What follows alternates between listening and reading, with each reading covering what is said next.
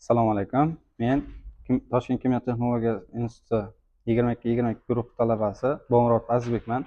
Bugungi mavzuyimiz neftni elektr kuchlanish yordamida suvsizlantirish va tuzsizlantirish qurilmasi texnologik sxemasini tanishtirib o'taman. Neft trubalar quvurich elektrodemulgatorga borib quyilishidan oldin bunga ishqor eritmasi qo'shiladi. Keyin gorizontal teshiklar orqali birinchi elektrodemulgatorga qo'shiladi. Bu yerda jarayon ketgandan keyin neft xomashyosi tuzsizlantirgandan keyin yuqori qismidan nasuslar orqali chiqarib yuboriladi.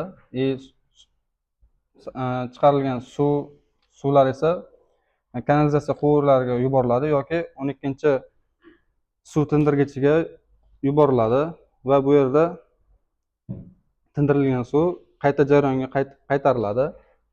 Bu yerda chiqarilgan xomashyo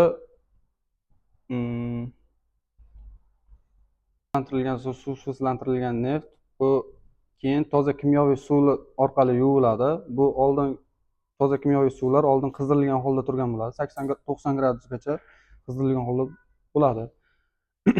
Suv nimadan o'tmagan, birinchi bosqichdan o'ta olmagan neftlar ikkinchi bosqichga nasuslar yordamida qayta yuboriladi. Bu yerda ikkinchi bosqichda ajralib chiqqan tuzsizlantirilgan neft maxsus rezervuarga quvurlar orqali yuboriladi. Keyin bu yerda suv nimalari toza kimyoviy nimadan o'tgan suvlar agregatorlardan chiqarilgan suv kanalizatsiyaga boradigan yo'lida mana bu joyda maxsus ko'radigan qismi bo'ladi. Bu yerda o'sha kanalizatsiyaga boradigan suvni sifatmasini ko'rsa bo'ladi. E'tiboringiz uchun rahmat.